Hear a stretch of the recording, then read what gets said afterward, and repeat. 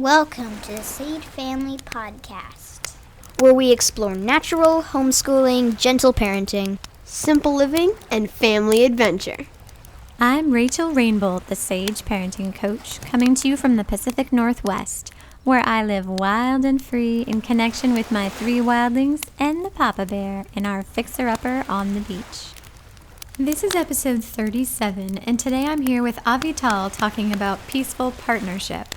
Founder of theparentingjunkie.com, Avital is a mindful parenting coach and childhood designer whose mission is to help parents and caregivers who struggle with chaos, clutter, and conflict to transform their experience with young children into one of presence, play, and peace. So join us around the campfire and let's get living the family life of our dreams.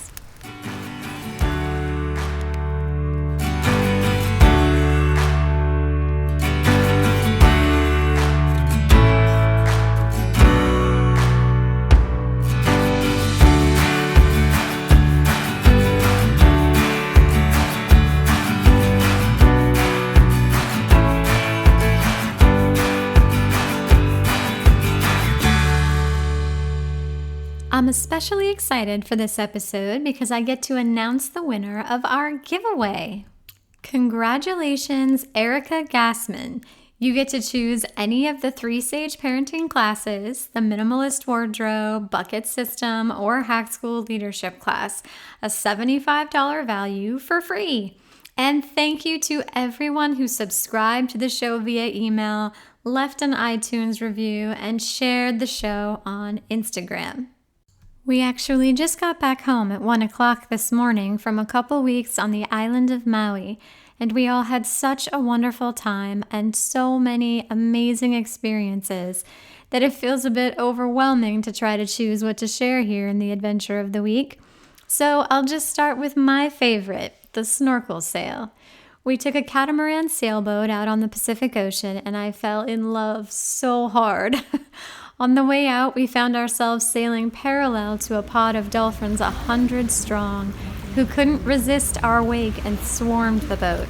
Little babies clumsily keeping up with their mamas, graceful acrobats leaping from the water, brave wake surfers racing inches below our dangling feet. It was an incredible encounter, so beautiful that it brought tears to my eyes, and upon reflection I couldn't help but think back on a lifetime of encounters feeding, petting, and ogling captive dolphins. The contrast was stark and tragic, and such a parallel to my experience with children in schools compared to children living and learning naturally in the real world. Honoring the wildness of all living things unleashes their natural potential and beauty. We pulled into Honolulu Bay for snorkeling, and we got to swim with sea turtles. It was incredible. We saw all kinds of fish. We explored the coral. We even found an eel. We ate barbecue on the boat, sailed, swam, and snorkeled other places around the island. And on the sail home, West and I just rested together in a cuddle on the net that spans the gap between the 2 halves of a catamaran. The warm sun above, the cool wind from below, and the occasional salty ocean splash. More being, less doing, the universe seemed to whisper in my ear.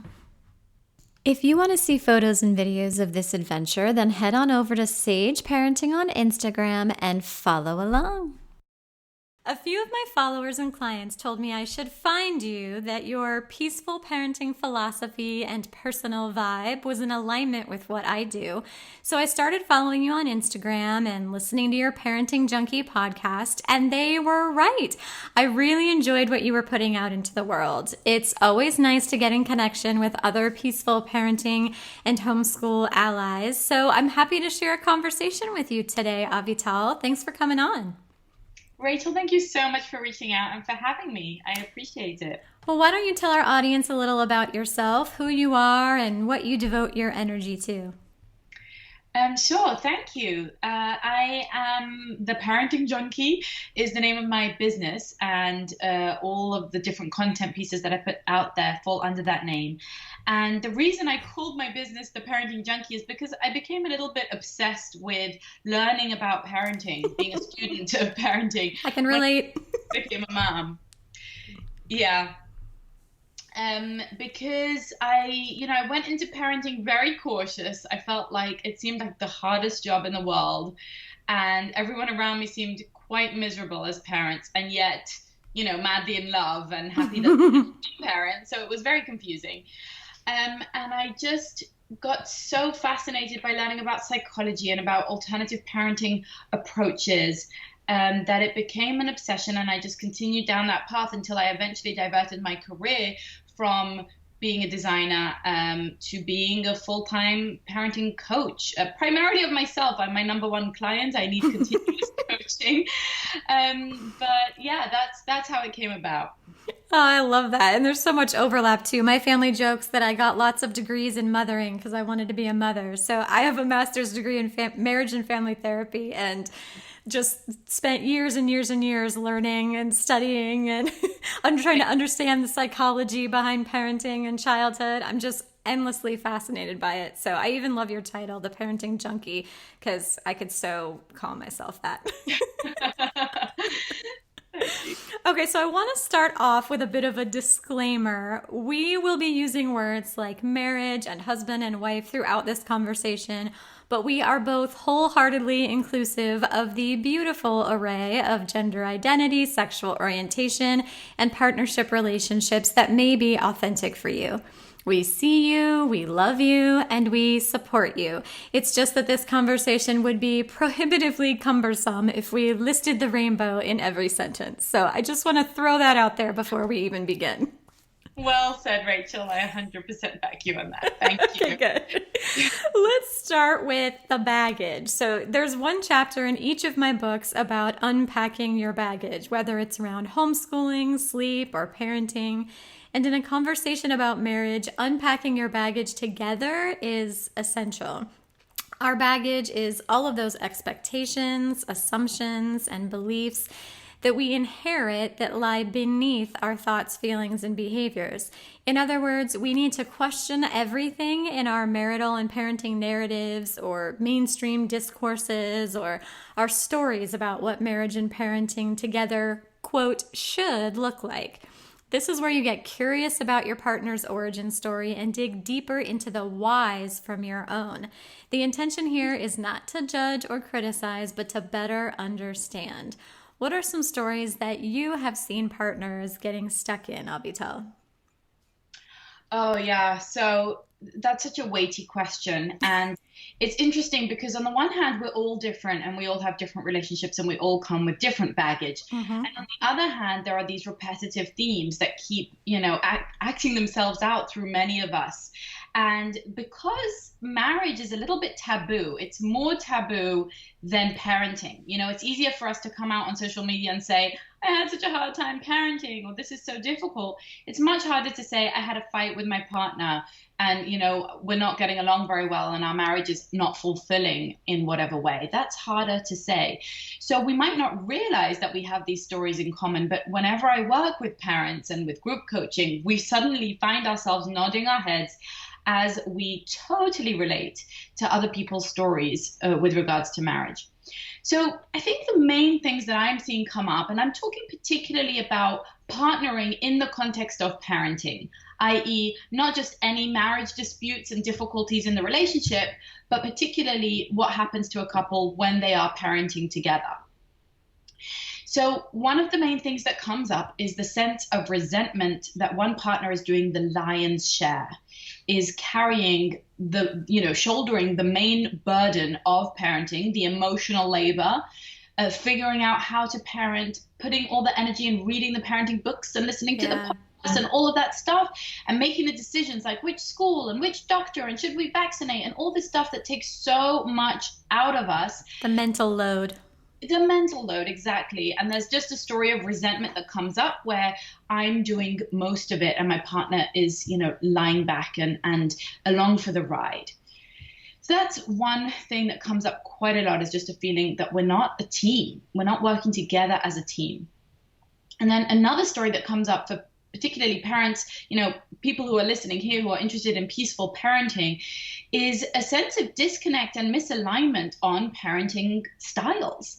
So if I'm super committed to being a conscious parent and not punishing or not using timeouts or not spanking or not shaming my child, or all these different ideas, or if I want to co-sleep or long-term breastfeed or homeschool or unschool or anything that is outside of the mainstream approach, but my partner is resistant to that and doesn't agree and starts to think I'm soft or I'm weird or I'm a hippie, etc., then we're going to find a lot of defensiveness between the partners and a polarization of our stances with regards to our parenting styles, as we each pull further and further apart to defend, what we think is the right way. And that can create a real rift, a real rupture between the partners with regards to their parenting style. Yeah. And that's often the story of the mom, typically, although it could be the dad, and sometimes it is, but the mom typically saying, he undermines everything that I'm working hard to do, and he doesn't get it. And then he is rough with them or wild with them, or, on his phone all day. And I'm saying him, but it could be her, and she feels like he's not contributing. And then it can lead to this question of, did I choose the right father for my children? How do I actually have to protect them against him, right? Against my partner. And that's something that comes up a lot, this mama bear sense of, I need to protect my children from my partner. Yeah, I could not agree more. I think too, it's really important that this is that unpacking all of this baggage is the first step, because at first we're not even trying to evaluate it or solve it. We're not even talking about solving the problems yet. We're just talking about unpacking this baggage. Let's just pull some of those stories out so that we can understand the origins of them better. Tell me these stories. Why do you believe that's true? What are the first things you learned about marriage as a child? Oftentimes an easy starting point is, what do you want to emulate and avoid from the way that you were raised? But you can even go deeper there. This is really just about going deeper and getting curious and asking lots of questions. If they say, oh, well, I was spanked and I'm better for it and I turned out fine. Tell me more about that. How did you feel? What warranted it? We're just asking lots of questions to try to understand each other. And there are going to be some things that you each perceive to be truths with a capital T that once you see the wizard behind the curtain, they really do lose their power. For example, years ago when I was really specializing in sleep work, I can't tell you how many times I had families who the husband said the baby would need to sleep in the crib. And then when we would start digging underneath that, where does that come from? When was the first time you can remember seeing a baby sleeping in a crib? And I want to say 80% of the time, it was just advertising, commercials that they had seen. It wasn't even other babies that they knew. It's amazing, the influence, right? Right. And so once you can really see the wizard behind the curtain, it can really lose a lot of its power. So, then you decide together with intention what things you want to let go, what things you want to keep, and what things you want to add. And you remain flexible and re-engage in this process all along the journey, because you will continually come up against new dissonances to be resolved, where previously held beliefs lie in conflict with new experiences. And these are the shining golden moments of growth. So embrace them together and you grow together. 100%. Well, let's talk about needs, because once we've engaged in that process of unpacking baggage, we are no longer held hostage by other people's truths, which frees us up to live our truths based on our needs. We need to examine, what are my actual needs in a romantic partnership? What are my partner's needs? And what do we both want for our life together? With a child's behavior, you've heard me say to ask, what is the unmet need? It's the same with yourself and your partner. If something is feeling sticky, What is the unmet need, and is it clearly communicated? So why is it important to clearly communicate your needs? Well, we have so much that we want out of our relationships in the modern day era, right? Historically, marriage has gone through so many different iterations and meanings, and it varies greatly depending on our culture and our time in history. But today, for the first time ever, it's everything we want from our marriage. Complete me. Exactly. I mean, you need to be my soulmate and my lover and my intellectual companion, and we need to grow old together, and you need to want me and only me, and you need to be my friend, and you need to be on the same page, and you need to be my financial, provider, and all the different things that you need to be my best friend, my other half, all of these things. And frankly, I think we're doing ourselves a massive disservice by expecting so very much from one person. I think it's completely ludicrous and delusional, frankly. Mm-hmm. And it sets us up for failure, because we've all seen the Hollywood films. And you're saying, there were fathers who thought that their baby should sleep in a crib based on a commercial. I think we're all modeling our marriages based on, the silver screen, what we see in the movies. And it's as fake as that. So that was a long-winded way to say that I think that when we expect all of these different things from our marriage, then we are not in touch with our real needs from it, with our real needs from our partner. We just kind of kitchen sink, to borrow from the Gottmans. We kitchen sink all of our different needs onto one person and expect them to fulfill them all, rather than being clear with ourselves, attuning inward and really understanding, what does a fulfilling relationship look like for me with this person right now? And being within our realities, within our surrender to who is before us, what is before us, the time that we have available, the resources that we have available. And when we can do that, then we can ask ourselves how to communicate our needs clearly. And the reason that is so crucially important is because when the other partner doesn't know what we want, they don't know how to be successful. We have an expectation that they should read our minds. This is a very typical story that we carry around in marriage is, well, if you don't know what to do to please me, then I'm not going to tell you. You should know for yourself. Yeah, I shouldn't have to tell him. He should know. Exactly. I shouldn't have to tell him. And that, again, is a little bit delusional on our part. If we want to set our partners up for success, and we have to actually ask ourselves if we do, because sometimes we're vying for a fight, or we're vying for conflict, and we're not really wanting them to succeed. We're actually wanting to reenact the friction that we saw in our early childhood. When we want to move past the power struggle and actually set our partner up to please us and allow them to follow through to the point of contentment and for us to be satisfied, they need to know what that looks like, how to do it, what to say. Yes, I could not agree more. Yeah.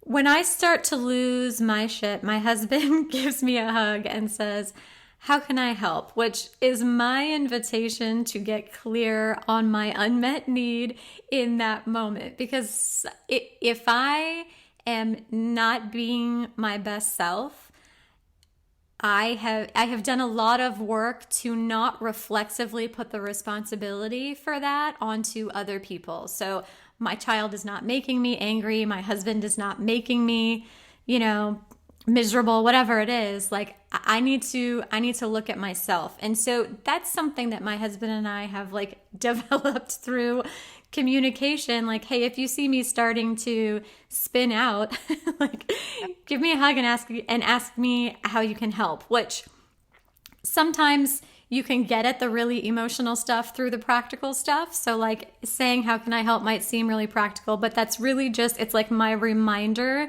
to figure out what do I need to address right now within me that's not working, because it's not somebody else's responsibility to make me okay.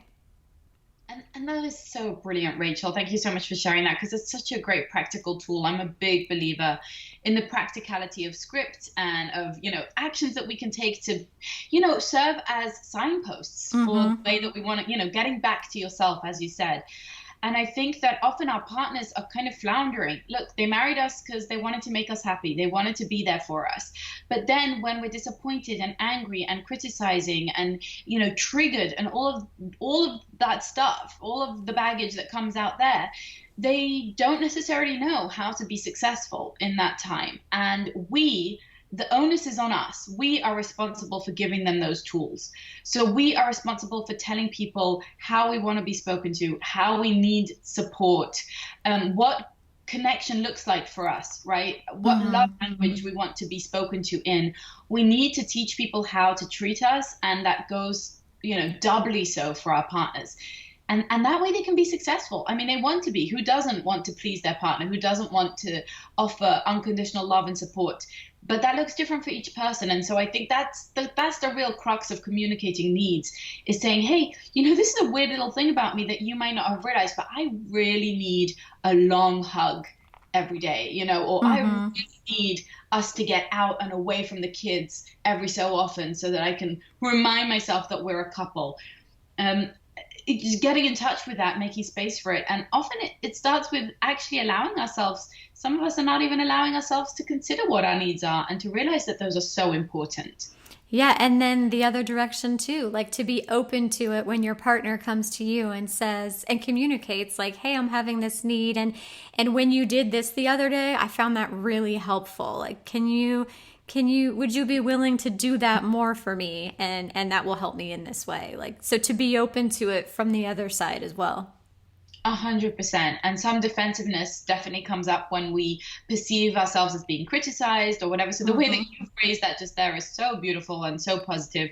But even if our partner isn't as skilled as Rachel is and is able to say it in such a sweet way, I think it's so helpful to reframe any feedback from our partner as a massive gift that they're giving us. Like, oh, thank you so much. You've just given me the keys to the kingdom. You've just told me how I can get to your heart and how I can be there for you. So like grab those hints with both hands and with gratitude, because that's so helpful. Absolutely. And that's a really good point. And I have to say, I'm sure there are times when I take for granted that, there are a lot of tools for communication that not everyone has. And so to just again, like to not come at it from a place of criticism. Like when you do that, that sucks and I feel crappy and it's not helpful. Like instead come at it from the other way. Like, oh, when you responded to me in that way yesterday, like it felt different and I've been sitting on it like all night thinking about it. And I realized like it really helped me in this way. And I would really appreciate it if you might be willing to do more of that. And then when I ask for something of my partner, to not every time, like if I'm being very vulnerable on something very big for me in that moment, I won't. But as a casual general rule of thumb, I then try and ask if there's something that I could do better for them too, in a way that's like relevant to whatever we're talking about. So like if I'm asking my partner the other day I asked him if he would take over the responsibility to shave the dog. I told him I was like feeling overwhelmed with the household stuff and would he be willing to take full responsibility for something that I like normally manage, because it's not so much the actual time and work of doing the thing. It's like the remembering the thing and having the supplies for the thing. It's that whole mental load. And so we like talked about different things I do that he might be able to take over, and he took over that one. And then I said, like, is there anything that's overwhelming you right now that you would like me to help with in some way, or something that's on your plate, that I could take over in a different area, like something that doesn't have anything to do with the house. So I try as much as possible to, when I am asking for something, to also in turn open myself up for an ask at the same time. Yeah, and that's such amazing advice. I love that. And I think it just creates this experience between you two of we're both here for each other. I care deeply about your experience. I'm not just complaining to you that I'm overloaded and I'm exhausted and it's too much for me. You're asking with the openness that he might say no, and you're okay with that. You're checking if it's a possibility, and then also saying that you are there for him as well. And I just think that's so beautiful. Thank you. All right, now let's talk about control, which I have heard you talk about before, and it's something I've talked about before. So I love that we're in alignment on this. the number one question I get regarding marriage is, how can I turn my husband into a gentle parent? Or how can I turn my wife into a minimalist? Or how can I make my partner fill in the blank? And my answer is always the same. Be a gentle parent, be a minimalist, be a fill in the blank. You cannot control another human being. You can only control yourself. You've heard me say this about parenting, and again, it's true in marriage. Evolve yourself in intentional directions. And it's also true that when two people are in connection, they are unavoidably affected by each other's growth. But this is a byproduct, not the goal. So you grow for yourself and not as a tactic for manipulation. What happens, Avital, when partners are trying to control each other? And then what happens when they shift the focus to controlling themselves? So you said that right on the money. And I'll add to that, when we try to control each other, we inevitably polarize each other. Typically, people do not want to be controlled. And so they fight back, right? They actually strengthen their resolve and strengthen their stance and close their ears off to listening to you. The more we try to convince our partner to be a peaceful parent, for example, often it becomes a debate. And one of the things that I like to talk to parents about is shifting from the debate to the brainstorm. So it's shifting from the model of coming at each other and, telling your partner what to do, etc., and shifting towards coming alongside each other. So it's you two against the problem versus you two against each other. Mm-hmm. And I think that when we try to control each other, as I said, we get defensive, we actually polarize, we get even more extreme in our stance, we get less open to listening to each other, and we feel very disconnected and very distant, and we start to even despair a little bit. I'm trying to control them, and because I can't, and because it's pushing them even further away, and because they're getting even more kind of strong and aggressive in their stance, I feel even more distant from my partner and even more disappointed and angry, etc. So that's when we try to control them. And the truth is that it's just a poor persuasion tactic. I mean, if we're just talking efficacy, it simply doesn't work very well. Totally. So I like to say, I agree with you that we can't control someone else and we must control ourselves. But the good news is that I think that we can inspire people. Mm-hmm. I think that we can definitely inspire our partners to be peaceful parents, for example. And to do that, we actually have to completely let go of control. And they have to actually experience peaceful parenting, not only towards our children, but towards them. So what I call peaceful partnering. They have to experience how awesome it is when the person who's loving them takes radical responsibility for their own thoughts, behaviors, and actions, and treats them with such respect and gentleness and patience. They have to experience their inner child being peacefully parented by you in order to see, wow, this really does make for a much more harmonious and joyous family life. Absolutely. Goodness, yes. I'm so excited because the next thing I have written down to talk about is the parenting differences issue.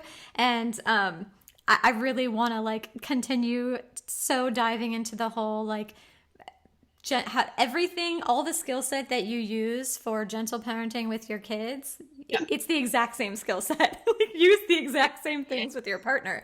And you're totally right that the parenting difference thing and the control thing are so intertwined and so entangled together, because so many of us come to the table as parents with this baggage around control, where for example, I might walk into the living room and see Legos everywhere, and it's like the 5th day in a row that Legos have been everywhere, and that inherited parenting script would say control all this, and that's when I would feel inclined to say things like, you guys are slobs, you're doing this wrong, this is not acceptable, you need to do things differently, start laying down rules for how it needs to be. This is kind of the mainstream parenting script, right? So then on the gentle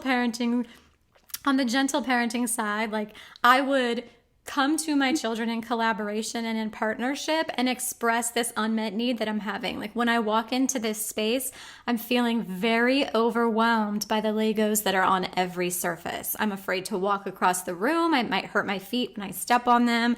I have no space to cook on the kitchen island. So this is this need that I'm having, and I'm hoping you guys can help me come up with some sort of agreement that we can have together so that you can have the space you need for your Legos, and so that I can walk across the room or that I can cook dinner on the island.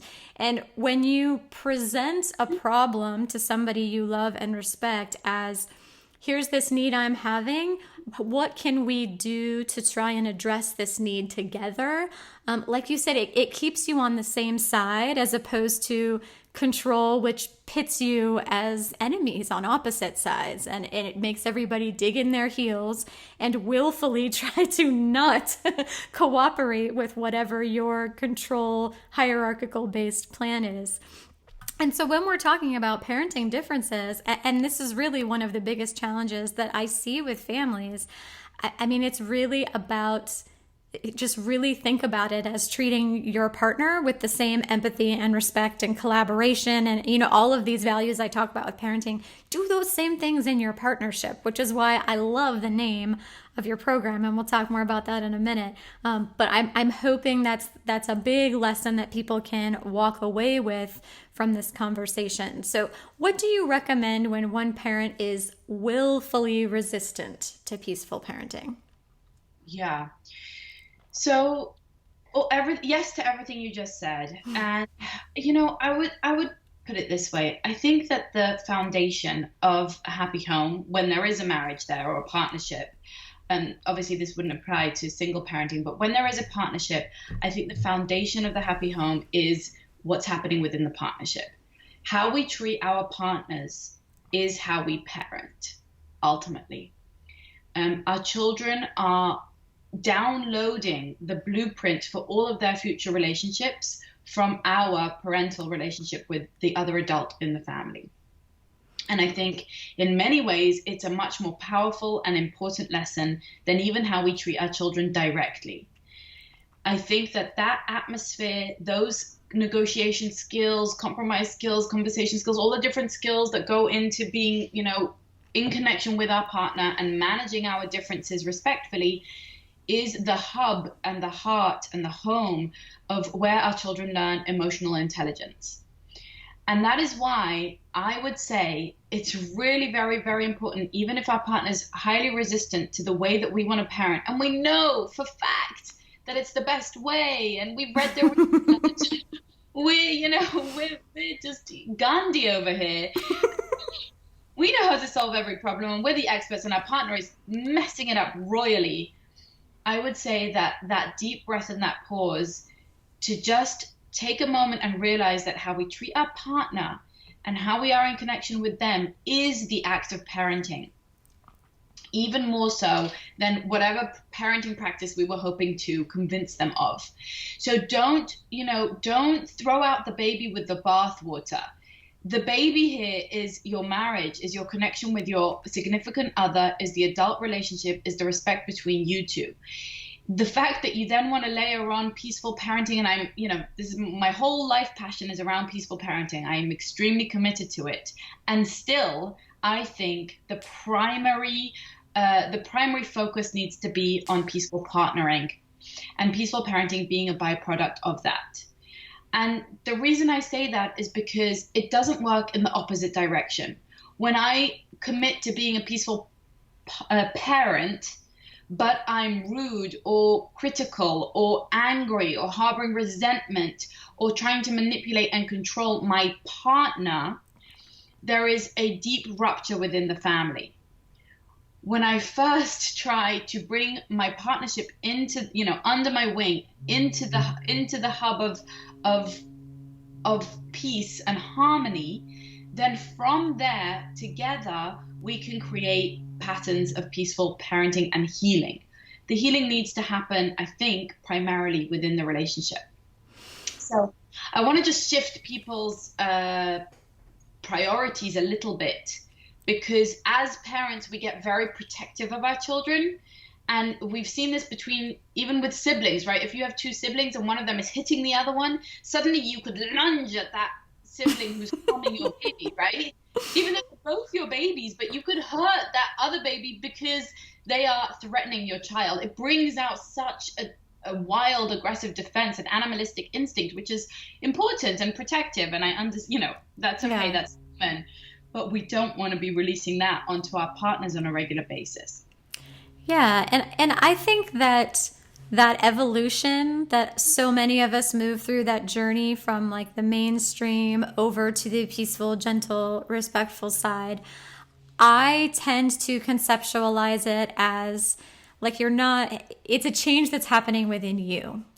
And so as that change takes effect, it touches all of your relationships. So I would say that as I have learned and grown and evolved through my parenting, it has happened that it has affected my marriage in sort of a cohesive, is that the right word, way. So I don't really experience a strict dichotomy between like, this is my parenting, this is my marriage. For me, it feels more integrated. Like, this is just how I choose to show up, who I am and how I choose to show up in relationship.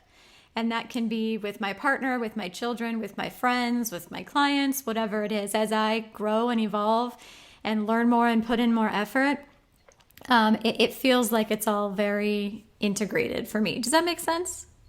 It does, and that's so wonderful. I think for a lot of people it doesn't. I mean, I hear from so many clients who just feel like their partner is the problem, you know what I mean? Or the partner's resisting, and they have all this love and patience. And you know what? I experienced it myself, Rachel. When I first discovered peaceful parenting, I found that I was putting so much energy into being, the kind of mom I wanted to be. But when my partner got home from work, I had so little patience for him, and I had so much kind of built up resentment and frustration towards him, and I would criticize him or shame him or guilt him in ways that I was working so hard to never do to my children. And yet here I was turning that all around on him. So for me, I experienced that rift, and it was not easy to suddenly look myself in the mirror and say, this is a farce. This isn't real if you can't apply it, as you're saying, cohesively, if you're not making the change within you, and so that it affects everybody around you, not just your children, and not just your partner, the lady at the supermarket and the teacher in the school and whoever you happen to meet. I mean, when you are working to become a more peaceful person, a more centered person, mindful, kind, compassionate, all of those things, that should be carrying with you, hopefully. And it's a practice, and we all have, low moments that we're not proud of. But it shouldn't be applied only to our children. It needs to be applied to our partnership. I think it's more challenging within a partnership, within an adult relationship, because we don't have the biology of bonding and the innocence of childhood working in our favor, right? We have a fully formed adult and we expect more of them. Mm-hmm. And they're capable of meeting more of their needs independently, whereas we start off with our children needing us to meet all of their needs to survive. Not to mention that it's not a lifelong thing necessarily. We have over 50% divorce rates, and so I know for so many of my clients, the story in their head is, well, if you can't get on board with this, that is a red line for me, and so eventually we need to part ways. I can't stay married to you if this is how you're behaving to my children. It becomes such a big difference between the partners in that kind of way, and so. Back to the idea of partnering in the same way that we want to parent, I think so much of it is about seeing the inner child in our partner and seeing them as, unconditionally, lovingly as possible, and saying we're going to practice radical acceptance. And so when our child has massive anger and a temper or anxiety or all sorts of behavioral challenges, we don't say, well, that's a red line for me, I'm not going to parent you anymore. Or, well, I can't treat you kindly and gently because of how you're behaving. And if we can translate those same mantras and extend that same level of committed peace and respect towards our partners, I think that will create that foundation that I'm talking about, that foundational love of, this is radical acceptance for who you are, for how you parent, the idea that I know you're doing the best you can with what you've got.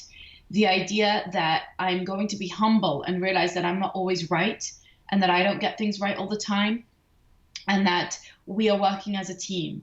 And then coming back to that idea of brainstorming, of I respect your opinion, even though we disagree on some things, I respect your opinion. So if we have this challenge with our child, our child is hitting in the park, or our child isn't sleeping through the night, or our child won't eat vegetables, or whatever challenge you're facing, how can we, instead of arguing about it and debating, where in that model there's a winner and a loser, and in marriage, when there's a winner and a loser, there's just two losers. We both lose. Because if you lose and I win, I'm losing. The person I love feels defeated, feels defensive, feels resentful.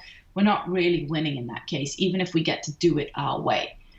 So can we shift from a win-lose model to a win-win model where we're both on the same side, we're brainstorming together, we're figuring out a problem, I'm respecting your opinion, I'm listening to you, I'm curious about your stance, I'm curious if you're interested to hear some of my ideas and what you think about them, and we're bouncing back and forth with this great dialogue and enriching each other. And I'm open to the fact that even if I'm committed to peaceful parenting, I don't know what I don't know. And you might have a really good point. And in our particular situation with our particular child, maybe I need to try it your way. Or maybe there's some kind of gray area or kind of a model somewhere in the middle of a hybrid between our ideas. And so reframing the fact that our partner, doesn't read the books or doesn't listen to the podcast or isn't a peaceful parent or is so unhealed or uninvolved or unconscious from their own childhood, reframing that to, you know what, I picked a really intelligent and interesting person. Let's hear what they have to say and let's work on this problem together and figure it out. Yeah, I think when parents come to me and they are really gridlocked, like really stuck and really locked into their opposite sides of the camp, I recommend establishing some boundaries. For example, no hitting children. And I know you talked about, like, you referred to it as like a red line. I find that it's actually really helpful as a first step in getting partners back on the same team, because you can negotiate and collaborate back and forth until you get to some boundaries that you do both agree on.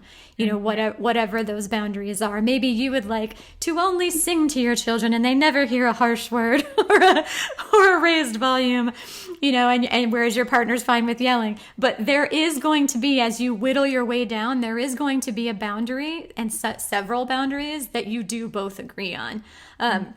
So that can be helpful, like a helpful baseline, like if you guys are really stuck, to getting back on the same page, is to find, it's like, think of it like a Venn diagram, like there's this overlap point in your parenting. There is, unless you're a Nazi, like there are boundaries that you have for the treatment of children, right? Like everybody has them. So find that overlap point, and that's like, in the parenting speak, that would be like meeting your child where they're at. And in the parenting spot, like find that common ground just to start with. Even if it's so far off from where you want to be, you got to start at the common ground. And then getting curious about origins, which is just that process of unpacking the parenting baggage together. So after you find that place where you can both meet together, like ask more questions. When in doubt, ask questions. It just helps you to understand things better. And when you understand things better, you can see ways forward that you didn't see before. And then staying respectful, because when you're not, it just builds up defensiveness and positions you as enemies. Just like when you're talking to your kids, if you are not being respectful in the way you're communicating with them, their limbic system takes over, and then you're speaking to their warrior, and you cannot collaborate with a warrior. It doesn't work because their only mission is survival and to protect themselves. So just to stay respectful and to remember that this is about your child. And this is actually a really powerful one that I've seen make really big differences in couples. So what was okay for you might not be what's best for this child. Because oftentimes if we say, hey, that parenting tactic you're talking about or you're advocating for or you're using is not okay or is bad, they're hearing like, the way my mom raised me is bad and is wrong and she was a bad mother. We have all of these other people in our history and all of these things often mean a lot more than what we think they mean at face value. And when we're talking about parenting, if you are a wife talking to your husband, you are most always criticizing his mother in his mind when you criticize his parenting. So keep that in mind. And what can help you work through that is to remember that this is about your individual, unique child. So you don't have to say, hey, that way that you're doing it, that's wrong and that's bad. You can say that may have worked really well for you. Like I hear you telling me that you are happy that your mother did that. That can be true, and it can also be true that it's not what's best for this kid who we are trying to take care of right now.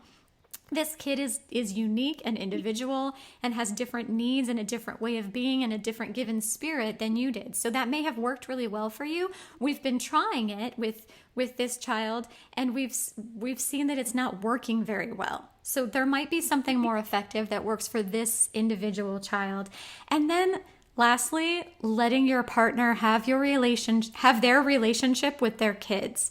And that last bit has been a game changer for me in my relationship, to recognize that I get to have full creative control over the tone that I set in the relationship with my kids, and my husband gets to have his too.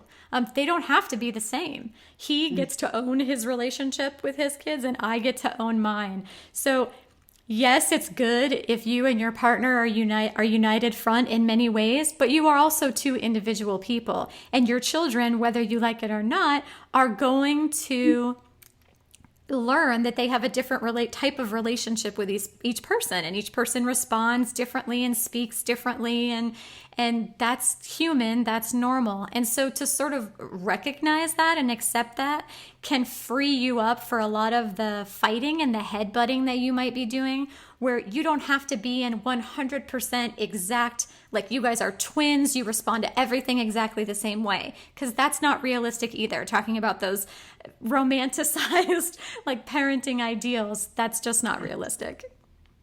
100%. And I think children actually benefit from parents who aren't necessarily a united front about everything. Absolutely. It's helpful for them to learn how people navigate. Two different people are always going to have different perspective on things. So I think it's 100% human, healthy, normal. And I love that you said release their relationship of their children to them. You can help them, you can guide them, you can support them, but you definitely can't control it. And I'll just add one more tool there, is also to just be curious scientists and experiment. Life is just a game. Lighten up, take it easy, and don't get bogged down by the fear that you're damaging your children, or the fear that you're doing it wrong. Instead, we're all just figuring it out as we go along, no matter how many degrees we have or how professional we are, how many kids we have. We're figuring it out with each and every unique child, and each marriage figures itself out in a different way as well. So just lightening up together and making it a little bit more fun and curious and playful, and being willing to experiment, with your way, with my way, with a different way, and trying things out, and reporting back to each other on what you thought.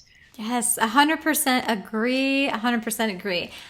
There are bringing in that playfulness, and also so much parenting stuff gets stuck in morality. And as an advocate of gentle parenting, I do believe it's a human rights issue. I definitely take a moral stance on it.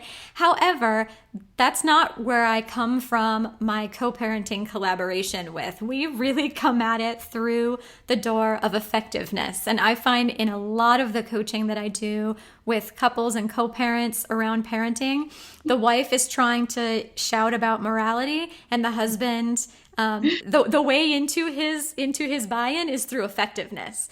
He doesn't really want to rally around the morality of it, and that just tends to trigger all kinds of issues with baggage and family and all that. But if you just come at it strictly from an effectiveness standpoint, hey, I found this new tool that I read about, or this new approach, it might work. It seems to say the research and people's experience that it works really well with a kid like ours who shares similar traits to ours. Let's try it. Let's just see what happens. It might not work, and if it doesn't, we can totally say, hey, that didn't work, but maybe we'll learn something from trying it. Let's just see what happens.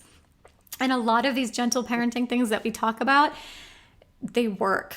they work really well for all the reasons we've talked about. Like controlling someone doesn't work. Rewards and punishments really don't work long term. So, you and your partner, if you can take more of like a lighthearted, playful, let's just try this, let's just try that. Like just take it one challenge at a time. Like if you could choose the one thing that's the biggest challenge for you right now together in co-parenting with this one child, what would it be?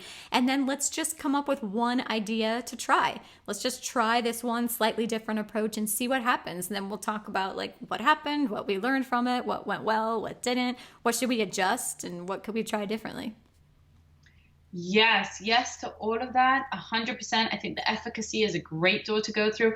I think also what's fun and easy and feels good is also a great door to go through.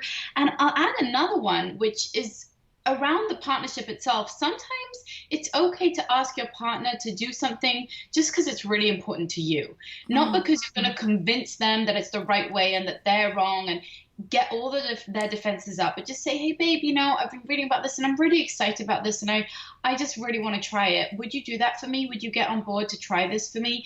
And it's not about saying, parent your whole relationship or live your life for me or sacrifice your needs for mine. But often partners are willing to take a big stance and dig their heels in when it comes to something that they disagree on. But if it's not about you're wrong and I'm right, this is just something that I'm excited about. Are you willing to try that with me as an adventure, as something that, just as an act of your love and your flexibility in our relationship? That's also something that sometimes partners are willing to do. And, the example of homeschooling is an example in my family because my partner believes in the research and a lot of the reasons to homeschool, but he's not so interested in doing it himself. He's kind of like, I'd really rather And I kind of said to him, I get that and I understand that and it's fair enough. Like everyone around us sends their kids to school. It's easier. It's chill. You get to have all day without the kids. I get it.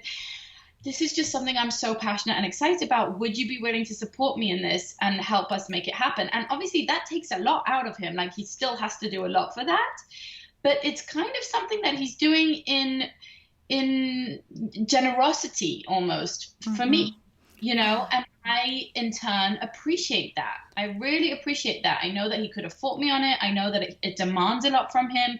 And I know that he's not going to turn around being resentful in the future and being like, I did it for you, because we've really, gone through that. And I'm clear that he's enough on board and believes in it enough and excited about it enough to be willing. But I know that if he was married to someone else, he would never be homeschooling right now. Yes, I can totally relate to that. And along those same lines, yes for now doesn't mean yes forever.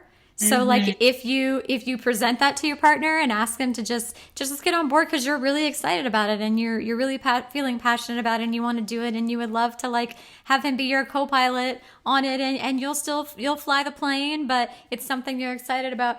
Him, if your partner, male or female, knows that saying yes for now doesn't mean saying yes forever, that can really help in those initial steps, that whole like, let's just try it and see what happens thing. Because sometimes people are resistant to saying yes because they're afraid, like if they say yes for now, that means they're committing to forever. And you can make clear that you're not, because your kids are not going to be the same forever. You're not going to be the same forever. Look, like people often ask me, like, are you going to homeschool your kids forever? And I'm like, I am going to do what's right for my kids and my family today. And today, that is definitely homeschooling.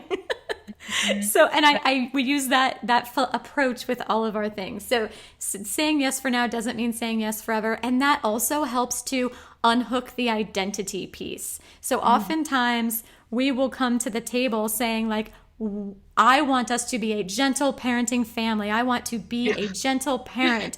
And when you're asking your partner to change their whole identity, like that's a really big ask. So if you're saying like, hey, let's just try this one really practical thing because it's important to me and let's just see what happens. That's very different from you need to be a gentle parent because if you're not, you're wrong and it's a moral and ethical violation and the world is going to end and it's all going to be your fault. Yeah. And along those same lines, just to add again, is that you can also really get creative and curious about what would make it a yes for them. What do they need in order to get on board with this? What do they need to know? Like, do they need to see more research? Do they need to meet another family who does this? Do they need to try it out for a trial period that, like you're saying, it's not a forever yes? What do they need to get on board? Because just being a good persuader, and this is again moving away from control because it's just a very poor tool of persuasion. I think being a good persuader is actually speaking to people's hesitations and objections. And often we just kind of steamroll that and say, well, you're wrong. None of those objections are real. They're stupid. I don't need to even relate to them. And the contrary is true. If your partner has objections and hesitations, bring them up. Like, hey, babe, are you worried that our kids will be really bratty if we do this? Yes. Are you worried that people will judge us? Do you feel like this means we weren't parented well if we reject that, or that the grandparents are going to feel rejected? Do you worry about what it's going to mean financially if we make this step? All these different things. Your partner has legitimate objections, and it's actually a great opportunity for you yourself to get more clear on the downsides of this choice and how you can navigate those and offset any of the cost that is associated with this choice that you're making. My partner tends to be very pessimistic, realistic, he calls it, but I call it pessimistic. Negative, noticing what could go wrong, more anxious based. And I used to be so resistant to that. Like, why are you always so negative? Why don't you think things are going to work out? Why do you see the downside of everything? And I've learned to reframe that as one of my best tools when I'm trying to make a decision or build something new, is when I run it by him, I know he's going to poke holes in it, and it's actually going to help me to figure out where the Achilles heels are. Yes. And make it even stronger and more airtight. Like, you know what, you're right. It is an issue that our children may not learn to read if we homeschool. So let me think about that and get back to you with some good answers. And that forces me to be even more well-versed and well thought out in my own argument. But if I saw it as a bad thing, then we would just get stuck in the power struggle. So I would just offer that it's always worth reframing those things that annoy you most about your partner into something that can actually be your greatest strength if you allow it to be a growth and learning opportunity. Yes, I think of that whole thing you were talking about as the fear conversation, or you like walking through the fear. So taking that approach in the conversation where you say, if we did X, Y, and Z, what are you afraid might happen? Mm-hmm. And like, yes. Really like not arguing against, but really hearing all of those fears. And then once you have those fears like actually laid out on the table where everybody can see them, then you can really address them. Like I've spoken with a lot of traveling families, and this is one of those tools that a lot of them have found really helpful too when you're talking about traveling. Yeah. And that's more of like a practical thing, but I find it so valuable in this co-parenting work as well. Like if our 5-year-old slept in our bed, like what are you afraid might happen? What are you afraid that might mean about the type of parents you are? What are you afraid that might say about us? What are you afraid might happen long term? What do you like just that fear conversation? Because really fear is like a brake pedal. So if you are feeling somebody that you're in the car with is hitting the brake pedal, there's a fear there. And so that whole, okay, if we did this, let's imagine that we did it. What are you afraid might happen? That can be really helpful. And then that other piece you brought in about the ask, like asking, hey, can you just do this for me? I would say also, like I mentioned earlier, to be open to it going the other way too. So that when, if your partner is willing to do this for you and you're okay giving that ask, then also be open to their asks. It might not have anything to do with parenting. Maybe they come to you saying they really would like to have a boat. It's like this unfulfilled dream, and they want to live the lake life, and they want to water ski and this.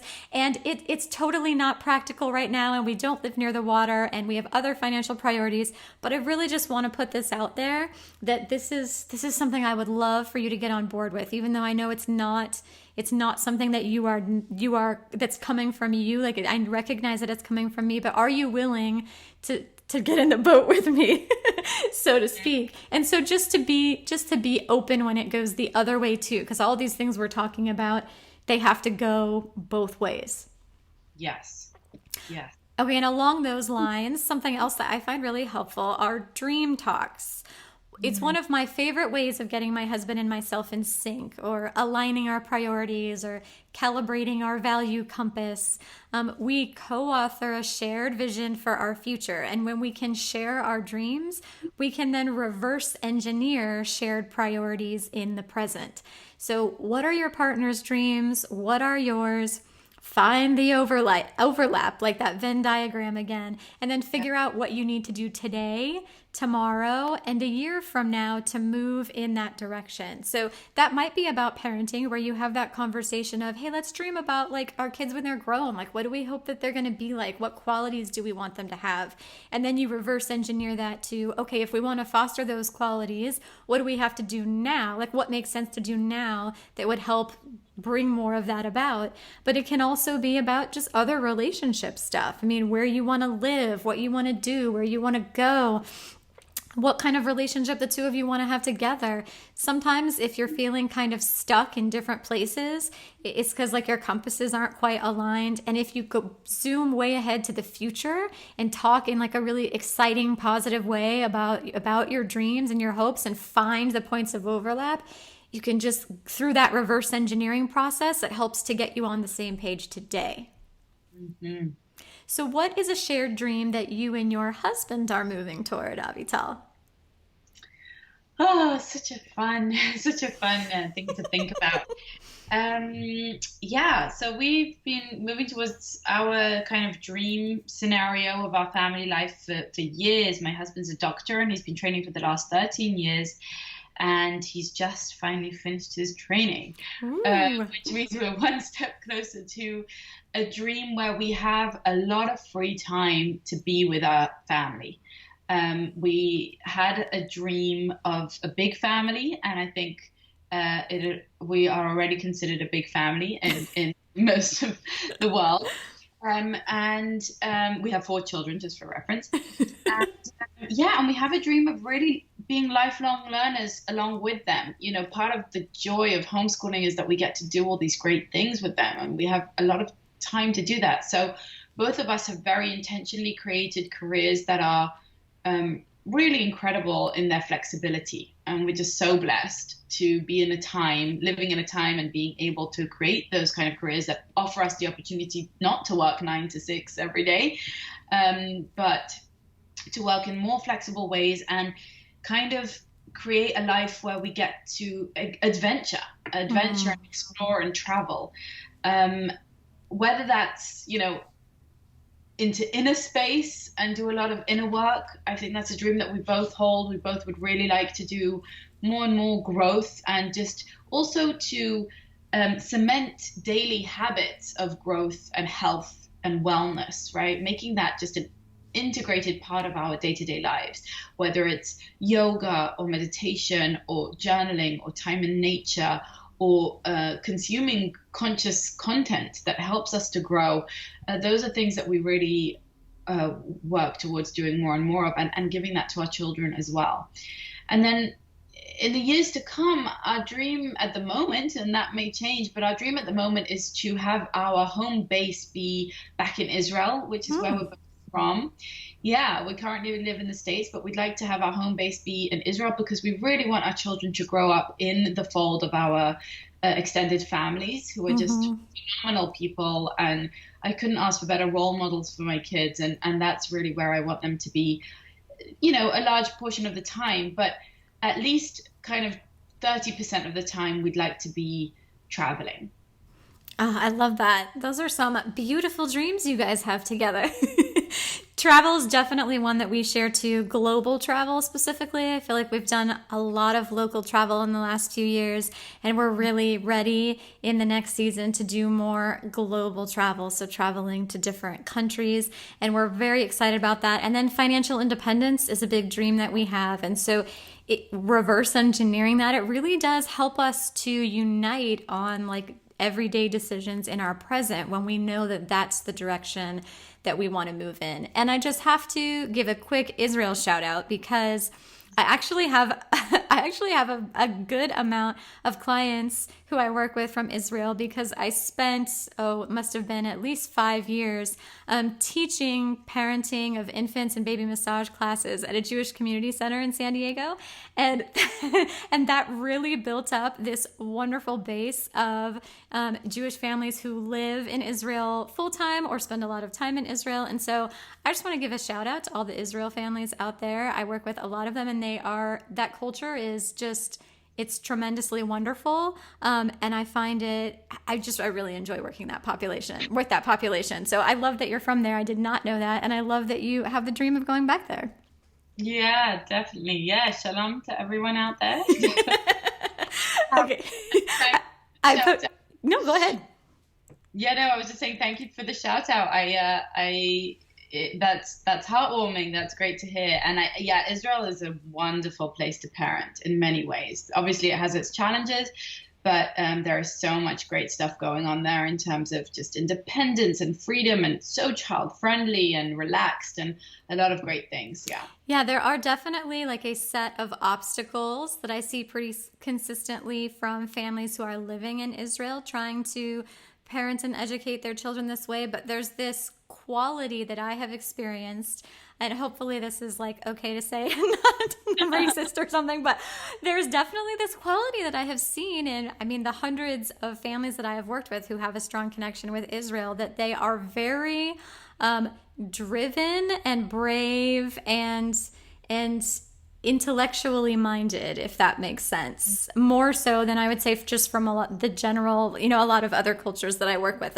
I find that to be pretty consistent, which is those are really fun qualities to work with. That is so interesting. Cool.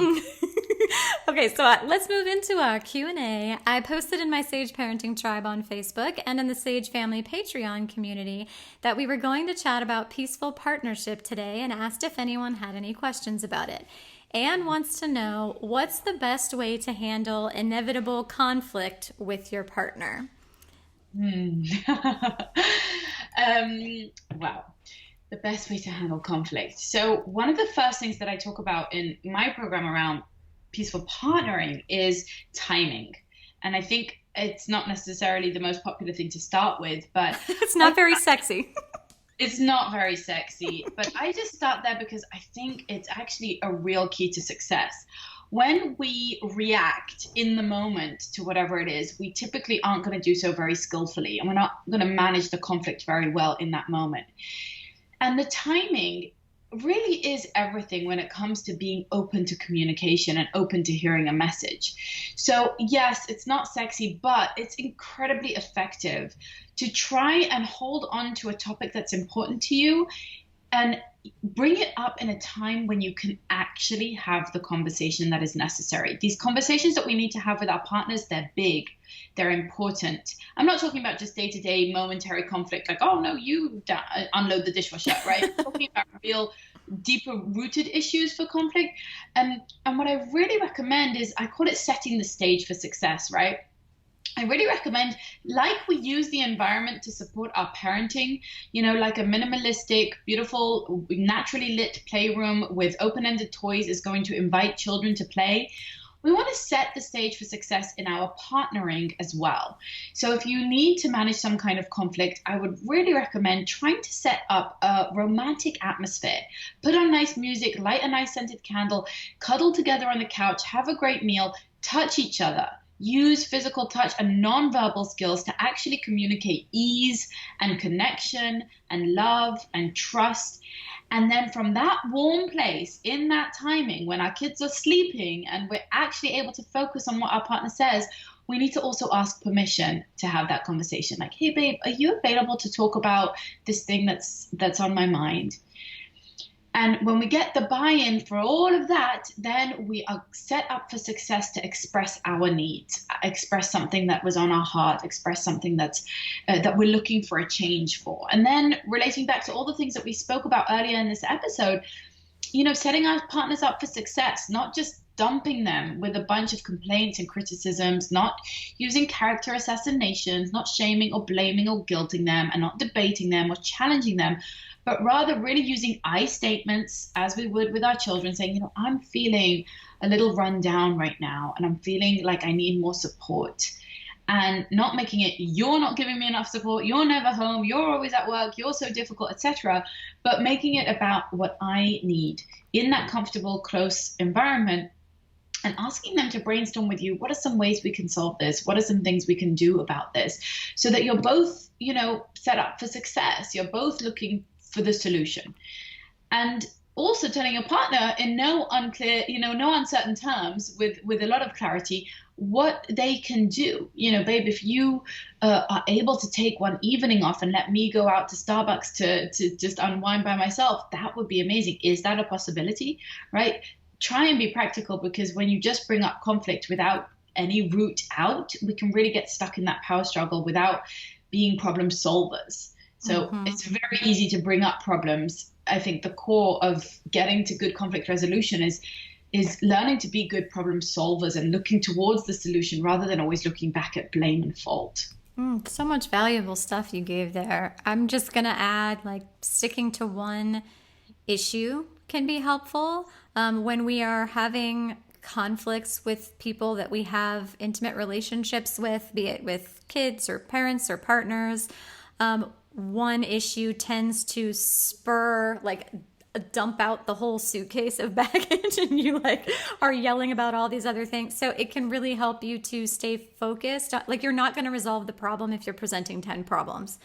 One, you can only resolve one issue at a time. That's sort of a good general rule of thumb, some gentle boundaries to keep you focused. And then I just want to say that if you are fighting in front of your kids, just make sure that they see you make up. I think that it is okay to have disagreements in front of your children, because that's real life, especially because I am a very strong advocate of living a family integrated life. Really, my kids are with us all the time, and my husband and I are together all the time. And so we are going to have disagreements. Like she said, inevitable conflict. I find that my children being in the house, or maybe we're on a road trip and they're in the car or whatever, I find that does help to hold me to a higher standard, because I am reminding myself the way I communicate with my partner right now, I am building the template in their brain for what partnership looks like and what it feels like and how it can and should be. So it does help to hold me to a higher standard, I will say, than if it's just my husband and I can get a little more sloppy. Whereas if my children are around, I really do hold myself to a higher standard in a good way. So, if anything, I find it helpful. I'm not saying anything to my partner in a conflict that I would be ashamed to have said in front of my children. Does that make sense? I certainly don't seek them out to hold me accountable, but if they happen to be present and my husband and I are disagreeing about something, using all of those things you described, I also try to keep in mind that I am the role model for, I will say, I have had adult role models who never fought. With my mother never yelled ever. She never yelled at me ever, which I do not recommend yelling, and I definitely help parents to not yell. However, she never, her emotional wave never crested. Does that make sense? She was always so even keeled that I found that I had no role modeling for how to feel big feelings or how to resolve conflict when I've done or said things that are not ideal, that I don't think were my best self. I really find tremendous value in seeing other people who I admire work through tough spots. And I think that we can be that for our children in our co-parenting relationship. So while I'm certainly not going to put responsibility for stresses or things on my children's shoulders, I also don't pretend to be perfect just because they are there. We do stay authentic, and sometimes we disagree, but we do it respectfully, just like we disagree with them respectfully. And in those moments where we do lose our cool or things don't go the way we want them to, our children also see us repair the harm and get back on track. Yes to all of that, 100%. They need to see both sides of that. I think it's healthy for them to see, as long as the arguments are civil, as long as there isn't, intensity, raised voices, name calling, that kind of thing can be scary for children. But as long as it's just a disagreement and we're a little annoyed with each other right now, but we can figure this out eventually, it's so great for them to see the full arc of all of that. And I like to tell people exactly what you're saying. I call it using your relationship as your secret weapon for parenting, because when you're in that with the relationship, it's such a great place to model all those skills that you want your children to be able to use. And the hard truth is that we need to master those skills. Many of us don't have those healthy communication skills, those healthy conflict resolution skills, the nonviolent communication skills. And we can't apply them well within our marriages, and therefore we can't model them well for our children. So it's sometimes a wake-up call for us if you're finding yourself in conflict in front of your children in a way that doesn't feel like, I can do this and I'm modeling pretty good skills and I'm showing them that even people who love each other argue and then they make up and they figure things out. If it doesn't feel like that, then that's a wake-up call to go and really invest in your toolkit so you can learn how to do that, how to stay calm and how to respond respectfully even when you're a little bit triggered. And if you can, then that's a great secret weapon for teaching those things to your children. They see mommy and daddy managing those arguments in that way, and they are kind of downloading those skills by osmosis, Yes, it's true. Yeah. I think you really hit on something too, that there's this motivation piece where so often parents they have this immense motivation to grow and learn all these skills in their parenting, but not in their co-parenting relationship. And I think you were kind of talking about this earlier about how important that co-parenting relationship is. Sometimes if a parent is coming to me saying, I can't stand the way my kids are speaking to each other, the way the siblings communicate with each other, the very next question I ask is, how are you communicating with your partner? So that can help you to muster up the motivation and to give you some direction in terms of what skill set you need. Like, how would you hope one of your kids spoke to the other? Like, that's how I want you to speak to your partner, because that's where they are inheriting the template from for what that like peer-to-peer relationship is supposed to look like and sound like and be like. And then also, I just have to say, just because you like go in your bedroom and close the door, your kids still know what is going on. So I just want to warn families, a lot of times they're like, oh, we don't fight in front of our kids. What that really means is you guys lose control and then you go behind a closed door and then you come back out and everything's fine. Well, then your kids don't get to see the good stuff. Like, they need to see, like, okay, so you lost control. Now, how did you get back to holding hands again? Like, they're missing out on all the juicy bits that they can actually use for themselves. So just keep that role modeling piece in mind. 100%. The show notes can be found at sageparenting.com/podcast37, where you can also subscribe and get future show notes sent right to your inbox. Okay, let's move into our deep dive. What are your favorite resources for people to dive deeper into this topic? So I love imago therapy and Harville Hendrix's work on this. I think all his books are really amazing and so fascinating. And one of the main tenets of what he teaches, along with his wife, whose name escapes me, one of the main tenets he teaches is how to see our relationship as a healing opportunity from our childhood. Mm-hmm. So we see how we're reenacting the patterns of our childhood with our partners, and how to basically move past the power struggles and into that peaceful phase of harmony with our partners, falling in love once again. So I think he's really fantastic. I really love Esther Perel's work. Mm-hmm.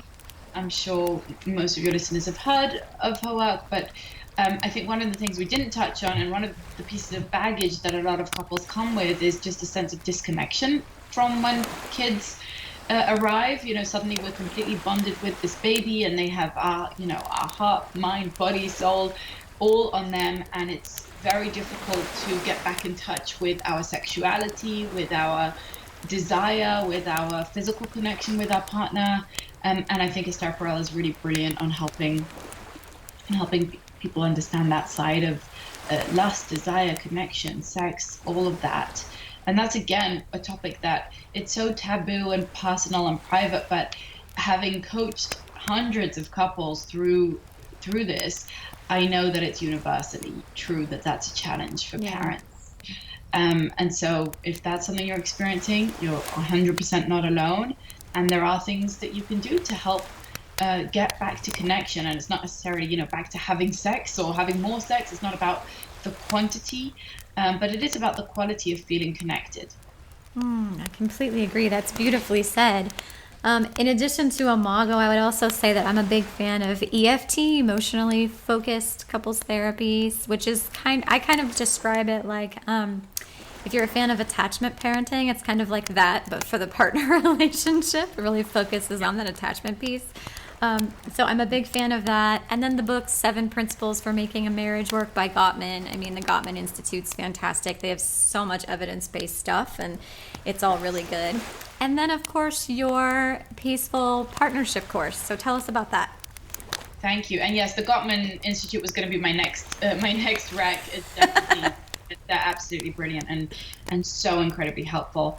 And yeah, my Parent in Love course is all about basically how to be a peaceful partner. So similar to learning how to be a peaceful parent, it's learning all of these skills that we've been discussing here, Rachel. It's really, a lot of it is covered here, but just much more in depth and very, very practical tools for becoming a peaceful partner. And that was really born of my realization that you can't change your partner, you can't control your partner, but when you transform inside yourself and you treat people differently, you speak to them differently, and you reframe your mind and your thoughts about them, and you really put on those rose-tinted glasses and see them kindly and hold their highest goodness to light, then they inevitably change.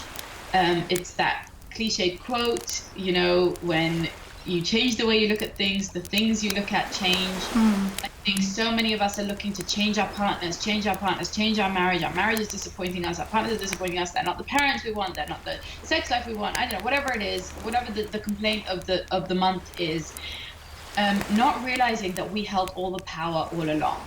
And it's this damsel in distress story, because it's typically women. I do have a lot of men going through my course as well, but really the vast majority is women. And it's typically women who are waiting for a knight in shining armor to come and save them, and waiting for their partner to suddenly show up and rescue them and meet every need and make them happy and be the father and the prince of their dreams. And I have a bone to pick with Disney for not that story in our mind, that we need to wait around passively for that, because I think it's robbed us of our power as men and women to claim our own joy, our own satisfaction, our own happiness within our own minds. I think waiting for your partner to change is fruitless, and it's going to be a very long wait indeed. And I think if we instead learn the tools to rise up and be the partner that we want to be, and to be a soulmate to our partner, rather than waiting to find our soulmate, we actually create that kind of soul connection and that unconditional loving platform for our relationship, then we get to craft it and intentionally mold it and deliberately create the partnership that we're looking to create, rather than the passivity of waiting and waiting and waiting for them to go to therapy and for them to change and for them to pick up the slack and all of that stuff that may or may never happen. And if we want it, we need to be the change that we want to be in our relationships. And just as we can take that radical responsibility in our parenting and completely shift the paradigm of parenting from control, manipulation, punishments and rewards, criticism and blame, to a place of unconditional love, of trust, respect, of healthy boundaries, and of firm but empathic limits, so too we can apply those skills to our partnering. And it looks a little bit different, but much of it is the same. And the results are mind-blowing. When people can go through that process, it is absolutely unbelievable what they can achieve within their relationships, and the level of happiness and satisfaction that they can achieve by themselves. I mean, we have people going through this process whose partners don't even know they're doing it. they have no idea that they're going through the process, but they definitely know a profound change. And they come to their partners and they're like, what is going on? What? You know, and it's just, so that's the magic. We have the power to be the partner we want to be, and with doing that, we, you know, it's that quote that all ships rise with the tide, or something like that, right? With the tide rises, all ships rise. When you raise your own vibration, inevitably the people around you are raised with you, and that's, you know, I really want that for everyone. I really, really believe that both parents and children deserve to grow up in a harmonious home, a home where people feel peaceful with each other, where people feel that they can be themselves and have each other as well, and not that they have to give up parts of themselves in order to please each other, and vice versa. I think all children deserve to have parents who are basically happy together. And that's something that we have a lot of control over, a large degree of control over in most cases. That sounds amazing. Avital, we are going to link to your course and to all of these resources we've talked about. And if you subscribe, you can get the show notes sent right to your inbox. But thank you so much for sharing this conversation with me. It was so like meaty and juicy and good that I basically ignored my outline completely. So I'm going to say that's a mark of a good conversation. Rachel, thank you so much for having me. It's been a great honor, and I absolutely loved all of your insight and wisdom. I've really taken a few nuggets that I can't wait to apply to my own life. So thank you.